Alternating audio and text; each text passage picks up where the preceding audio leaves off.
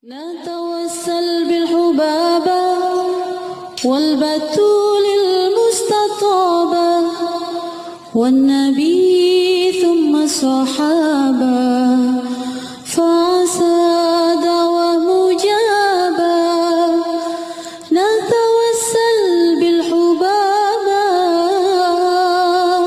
والبتول المستطابة والنبي ثم الصحابة فعسى دعوة مجابة. Assalamualaikum warahmatullahi wabarakatuh.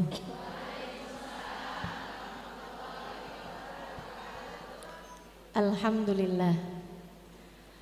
Wassalatu wassalamu ala Rasulillah Muhammad ibn Abdillah wa ala alihi wa sahbihi wa man wala. Subhanaka la ilma lana illa ma 'allamtana innaka antal alimul hakim. Rabbi shrah li sadri wa yassir li amri wahlul 'uqdatan min lisani yafqahu qawli, amma ba'du. Pengen berangkat lagi, pengen, cuman saya jadi mikir gitu nih, saya kalau berangkat lagi apa jadi nggak ngurangin kuotanya orang nih gitu. Tiap mau berangkat haji saya kebayang ada nenek-nenek yang jadi nggak berangkat gara-gara saya, karena kuotanya saya ambil gitu. Makanya sampai sekarang ya udah dah, biarin dulu aja dah, sekali itu aja dah. Mudah-mudahan kok kapan-kapan waktu gitu kan. Mudah-mudahan sih, harapannya sih tetap berangkat juga gitu, entah kapan gitu ya. Baik, teman-teman sekalian yang saya muliakan, tuh haji tuh kalau ada orang bisa berangkat haji tapi nggak mau pergi haji, kalau dia meninggal dunia, nah itu dia matinya boleh Yahudi atau Nasrani. Ustazah, kalau misalnya nih udah daftar haji tapi belum sampai masuk inian haji, dia udah meninggal dunia, kayak gitu juga nggak? Enggak, tentu aja. Itu yang tadi saya bilang tuh, manistata'an yahuj falam yahuj. Itu orang yang berkemampuan haji tapi enggak mau haji. Beda antara enggak mau haji dengan belum berangkat haji. Ya, kalau belum berangkat haji padahal ya pengen, mau, begitu kan ya? Nah, itu enggak termasuk. Udah daftar tapi emang belum datang waktunya gitu kan, belum datang panggilannya gitu, belum masuk kuotanya, nah itu enggak jadi masalah. Nih yang seperti ini diharapkan keluarganya nanti kalau ada yang bisa berangkat haji, nah itu nanti mencarikan badal untuk dia gitu. Nah, membadalkan ini teman-teman sebaiknya biar enggak mahal, itu mencarikan orang di sana aja untuk membadalkan hajinya dia, mukimin, orang yang memang tinggal di sana. Jadi kan nggak mahal, nggak pakai nyari ongkos di sini, gitu kan? Yang mahal kan tiketnya tuh, yang mahal juga kan visanya. Nah kalau misalnya nyari orang ngebadalin haji di sana itu nggak mahal-mahal amat gitu. Nah itu mendingan seperti itu. Ustazah, kan lebih bagus berangkatin orang yang nggak mampu haji dari sini. Ya nggak bisa juga kayak begitu. Kenapa begitu? Karena yang namanya menghajikan badal atau membadalkan haji itu harus orang yang sudah pernah haji buat dirinya sendiri gitu. Begitu. Jadi menurut saya sih lebih baik cari orang mukimin di sana gitu buat ngebadalin ibadah haji, gitu kan? Gitu ya. Wujuduz zat warahilah. Kalau misalnya punya uangnya cukup untuk dia berangkat selama di sana sama dia pulang, tapi dia tuh juga punya orang-orang atau keluarga yang dia tinggalkan di negerinya, dan itu enggak dikasih sangu atau uangnya belum nyampe untuk ngasih tinggalan selama dia pergi. Apakah dia wajib mengerjakan pergi haji? Belum wajib. Jadi uangnya itu cukup untuk dia berangkat, selama di sana dia pulang, dan meninggalkan uang yang cukup untuk selama dia pergi di sana kepada orang-orang yang dia wajib nafkahnya. Gitu. Tapi kalau misalnya keluarganya ridho, Ustazah, ya nggak apa-apa kalau keluarganya ridho. Itu tadi yang saya sampaikan. Ini adalah syarat wajib pergi haji. Gitu ya. Tapi kalau misalnya dia pergi haji juga, walaupun dia tidak memenuhi persyaratan ini, yang ini nih, yang memiliki harta dan ada kendaraannya, itu ya yang kayak beginian ini, dia hajinya tetap sah. Hajinya tetap sah. Dan cukup untuk menjadi ibadah haji. Salah satu yang dilakukan sama Hatim al-Asam. Teman-teman saya sekalian, Sayyidina Hatim, itu waktu mau pergi haji, dia tuh uangnya nggak cukup sebenarnya. Jangankan buat ninggalin keluarganya. Dia buat selama di sana aja itu nggak ada. Dia cuman punya uang buat ongkos berangkatnya doang. Ongkos selama di sana sama ongkos pulang dia nggak ada. Tapi dia kepengen banget berangkat pergi haji. Jadi dia rundingan sama keluarganya. Zaman itu di negaranya dia nih nggak pakai kuota-kuotaan nih, berangkat haji siapa aja juga pengen haji ya bisa langsung berangkat gitu. Jadi dia pun bilang sama keluarganya, sama anak-anaknya. Dia bilang, nak, gimana nih nak? Nih Hatim al-Asam nih ulama, tawadhu, miskin, terkemuka. Ya, ulama terkemuka, sangat tawadhu, tapi memang miskin gitu hidupnya. Itu dia pernah, kenapa sampai dapat julukan Hatim al-Asam, teman-teman? Hatim yang tuli. Itu dia nggak beneran tuli padahal.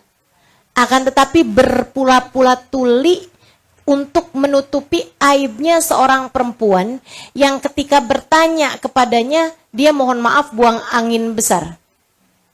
Buang angin kok besar? Buang angin. Ini juga kagak ada yang benerin nih ibu-ibu nih. Kayak ada yang salah tapi apa gitu ya. Dengarnya ya. Buang angin ibu-ibu. Tapi memang besar suaranya. Malu banget dong. Lagi di hadapan ulama, Bu. Dia lagi nanya satu hukum. Dia pergi menemui Hatim al-Asam gitu kan. Dia bilang, Syekh, saya ada pertanyaan nih yang mau saya tanyain. Urusan rumah tangga nih, Syekh. Oh iya silahkan, Bu. Gitu kan. Duduk nih si ibu nih di situ. Syekh Hatimnya nunggu di sini kan. Nunduk Syekh Hatimnya. Ada perempuan nanya gitu. Pas lagi mau ngomong begini nih, Syekh. Ini kayaknya udah ada backsoundnya nih ya. Kedengeran lah suara gitu kan. Waduh, malunya nih perempuan. Malu banget ya ampun. Aduh, ini kayak muka nih kayak mau ditaruh di mana dulu gitu. Mau disimpan di mana dulu gitu. Ya Allah, malu banget gitu sama Syekhnya. Hatim al-Asam ngomong kayak gini nih. Apa Bu? Tadi Bu ada ngomong. Mohon maaf Bu, boleh agak dikeraskan suaranya saya nggak dengar. Oh alhamdulillah. Alhamdulillah. Syekhnya tuli, alhamdulillah. Berarti tadi waktu saya kentut tuh nggak kedengeran, alhamdulillah. Jadi begini Syekh. Maaf Bu, boleh agak kerasan lagi Bu. Saya nggak denger nih Bu. Begini nih Syekh. Iya sekarang saya denger Bu. Alhamdulillah girang, seneng banget dia bahwa dia rupanya nggak kedengeran gitu Syekhnya. Udah tuh ibu-ibu saya sekalian. Abis saya nanya, Syekhnya suaranya kenceng. Sejak hari itu Syekhnya itu bersuara kenceng. Biar orang tahu bahwa beliau tuli. Kenapa gitu? Karena si ibu itu tuh tinggal satu kampung sama Syekh Hatim. Kalau dia satu hari tahu bahwa sebenarnya Syekh itu nggak tuli, kan dia malu gitu. Ya ampun, jadi Syekh itu nutupin aib saya. Sepanjang hidup perempuan itu, Syekh tersebut berpura-pura tuli hanya untuk tidak menyinggung perasaan ibu itu.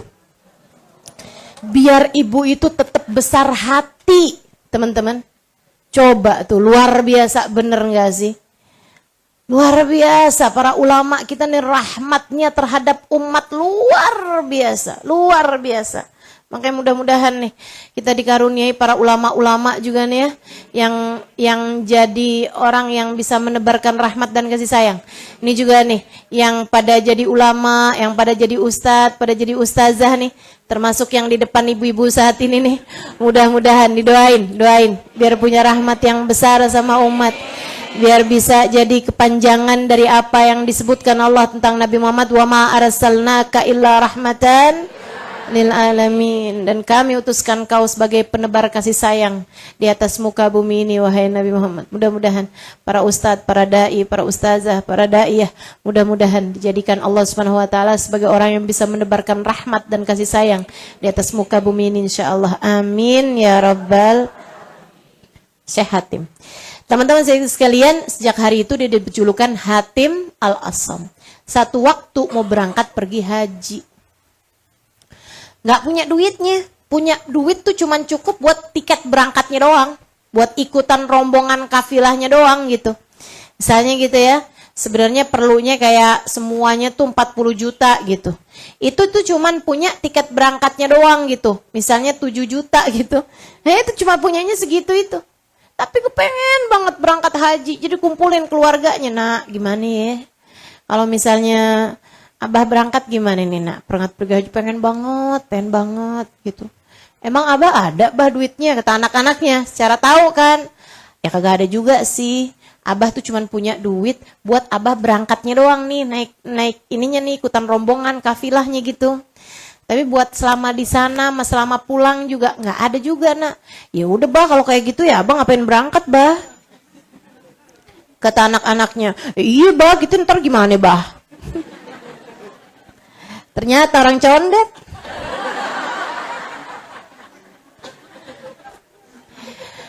Teman-teman saya sekalian, kecuali anaknya yang paling kecil.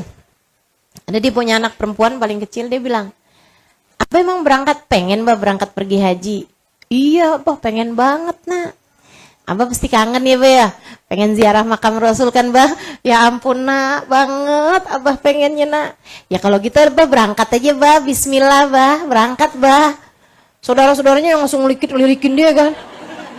Paling-paling emang dia nih.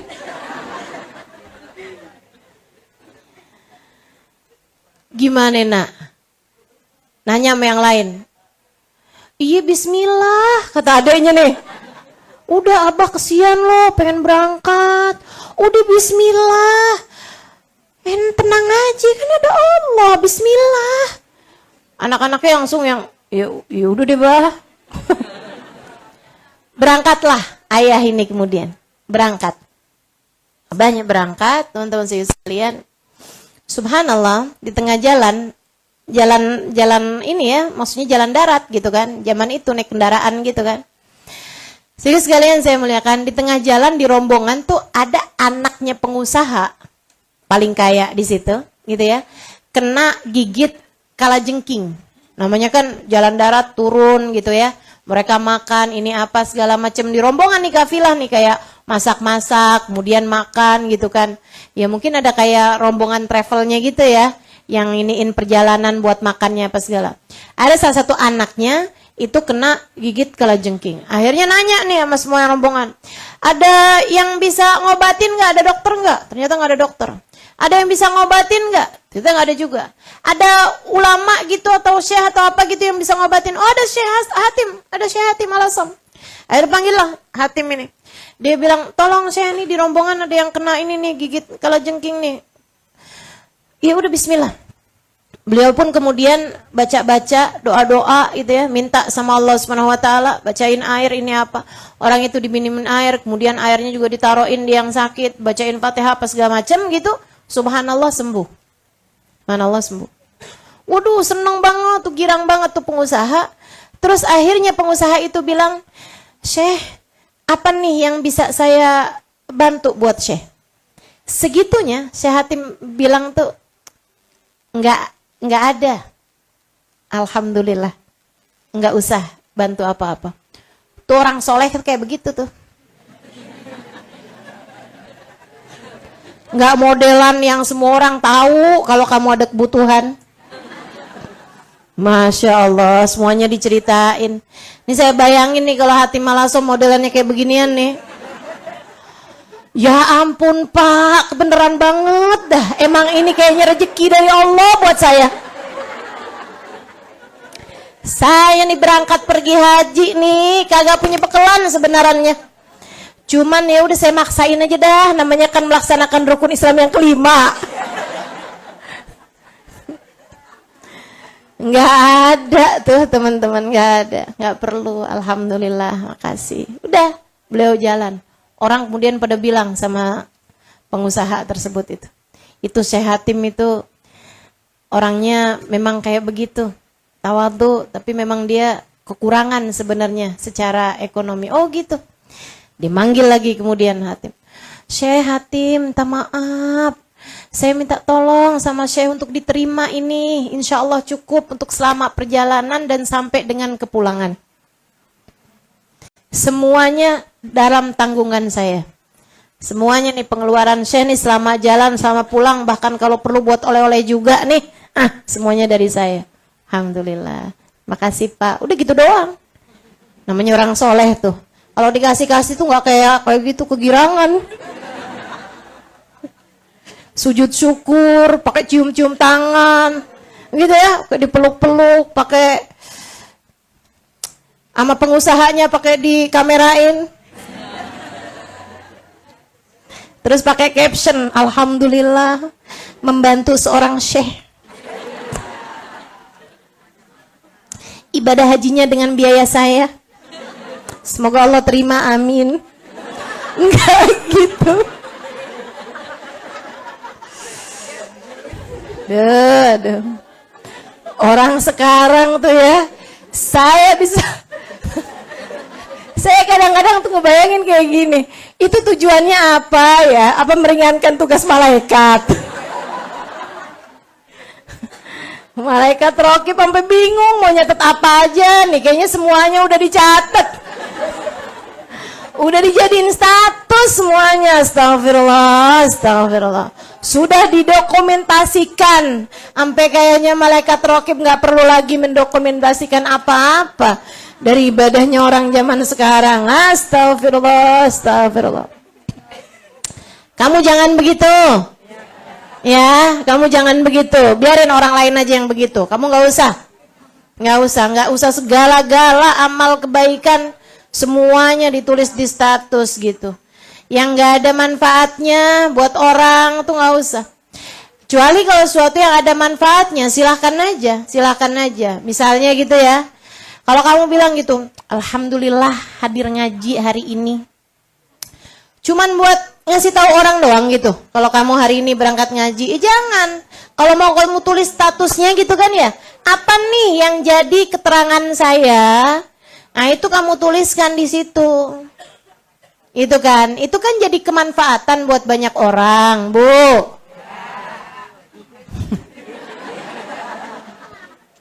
Sepanjang ngaji ngobrol sendiri, segitunya nulisnya, hadir majelis memang syahdu.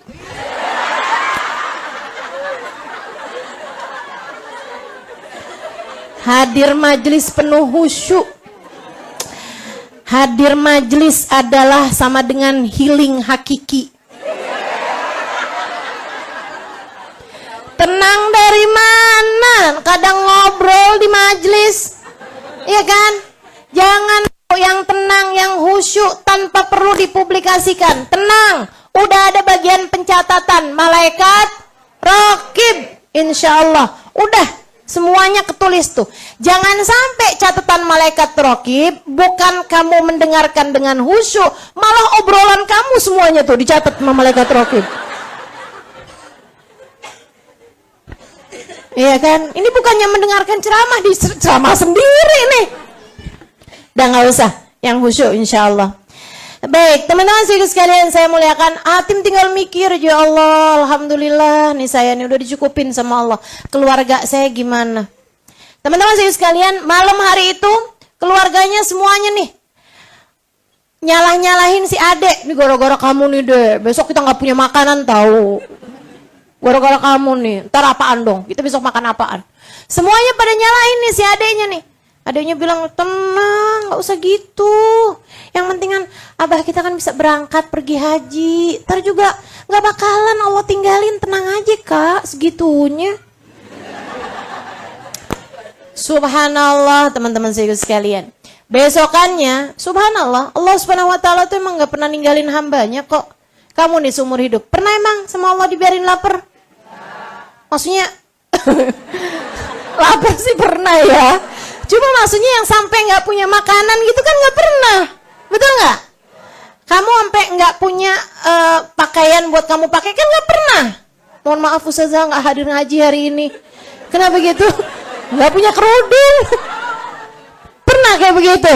Nggak pernah teman-teman sekalian, nggak pernah. Allah subhanahu wa ta'ala cukupin kok selama ini kebutuhan kita gitu. Sampai perlu diet tuh kita tuh. Dari kebanyakan makan, ya kan? Dari banyaknya makanan yang kita punya gitu. Sampai bukannya kita itu minta rezeki makan sama Allah subhanahu wa ta'ala, sampai perlunya kita minta sama Allah, ya Allah kurangin berat badan saya. Ya Allah, ya Allah. Teman-teman sekalian yang saya muliakan, besoknya Allah subhanahu wa ta'ala bikin seorang raja melintas di rumah tersebut. Kebetulannya pas melintas, kebetulannya pas haus. Secara kebetulan pula, nah ini kan buat manusia kebetulan. Buat Allah subhanahu wa ta'ala emang semuanya udah aturan. Aturannya Allah subhanahu wa ta'ala Allah bikin pas dia lewat di situ. Pas dia haus, pas semua airnya habis.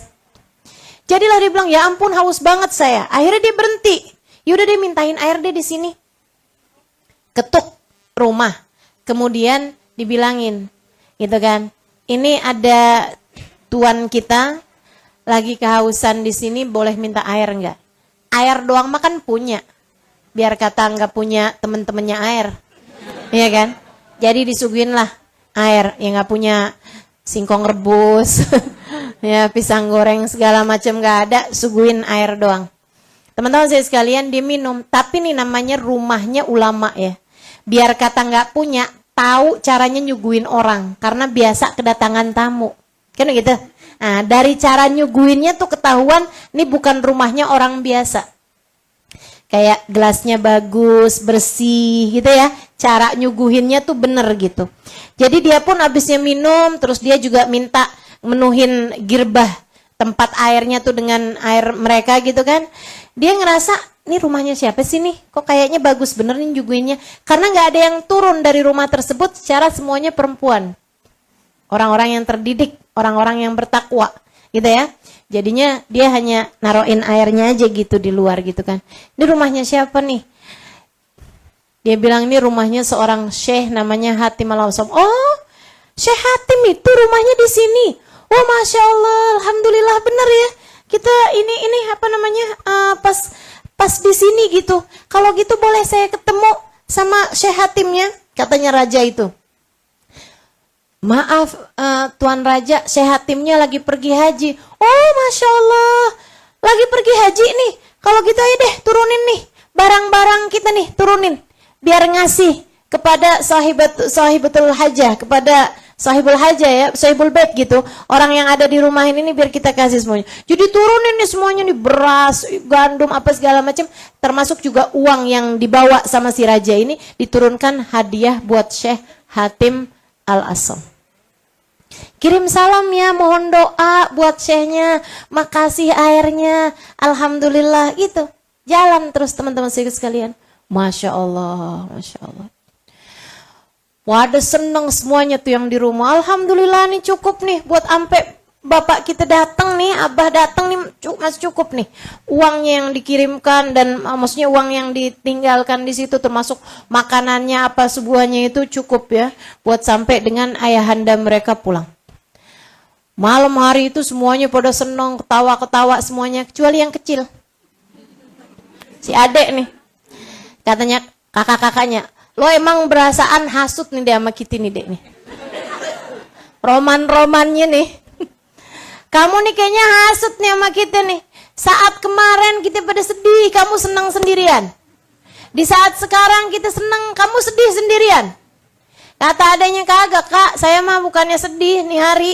Senang saya juga. Cuman saya lagi mikir.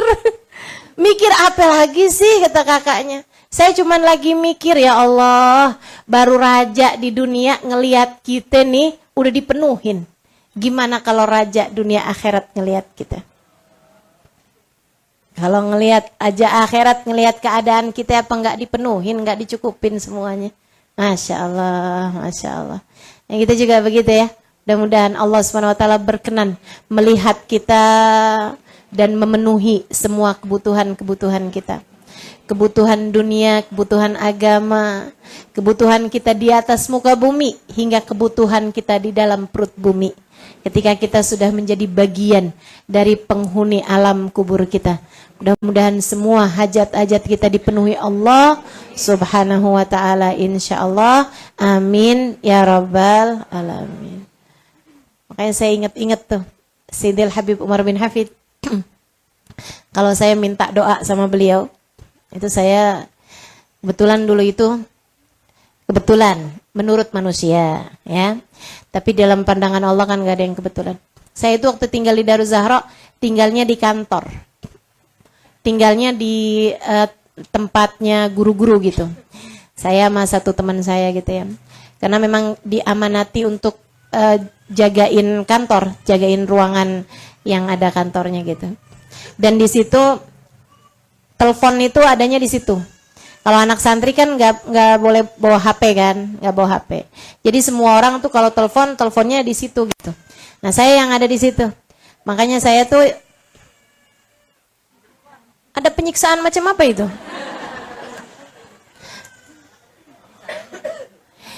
Iya, jadi saya sering nerima telepon dari orang-orang dari berbagai macam negara itu ya. Makanya udah ini deh, saya jadi biasa berbincang-bincang dengan berbagai macam bahasa gitu kan. Tapi ya tetap aja yang saya tahu cuma bahasa Indonesia sama bahasa Arab doang. Akhirnya teman-teman, saya juga termasuk sering nerima telepon dari Sayyidil Habib Umar bin Hafid ketika mencari hubabah atau mencari anak-anaknya, gitu kan. Kalau nyari terus, oh adanya di Daruz Zahra, kan telepon tuh. Zaman itu belum musim telepon HP juga, jadinya teleponnya ke kantor gitu. Jadinya saya sering nerima telepon dari Sayyidil Habib Umar bin Hafid.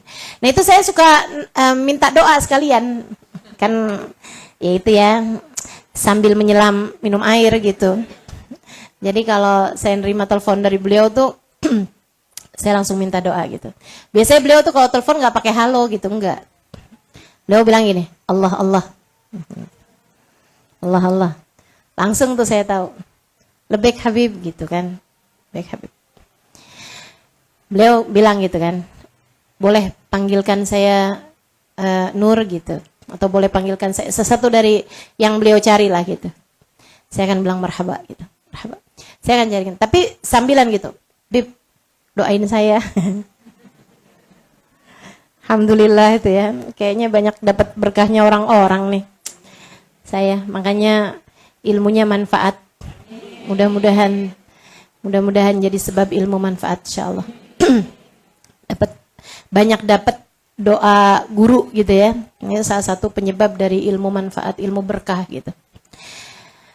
Dari sekian banyak doa yang sering disampaikan Habib Umar, itu kalau saya lagi nerima telepon beliau, doa yang paling sering saya dengar adalah Allah yanzur ilaina wa ilaikum.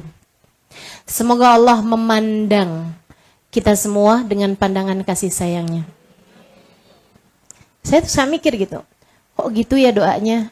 Gak kayak yang mudah-mudahan ilmu kamu manfaat, mudah-mudahan kamu jadi orang yang bermanfaat, mudah-mudahan kamu selamat hidup dunia akhirat, mudah-mudahan apa gitu, doanya gitu. Mudah-mudahan kamu jadi orang yang membahagiakan hati Nabi, atau doa-doa penting lain gitu ya. Selamatkan hidup dunia akhirat, kan gitu. Enggak gitu, Habib seringnya tuh doanya kayak gitu tuh. Allah yanzur ilaina wa ilaikum bi'in rahmatih. Semoga Allah memandang kita semua dengan pandangan kasih sayangnya. Gitu kata Habib. Masya Allah. Karena ya itu tadi, raja dunia aja melihat keluarganya Hatim Al-Asom dipenuhi bu hidupnya sampai dengan kewafatan, sampai dengan kepulangan ayahnya udah tercukupi semuanya gitu. Itu baru raja dunia.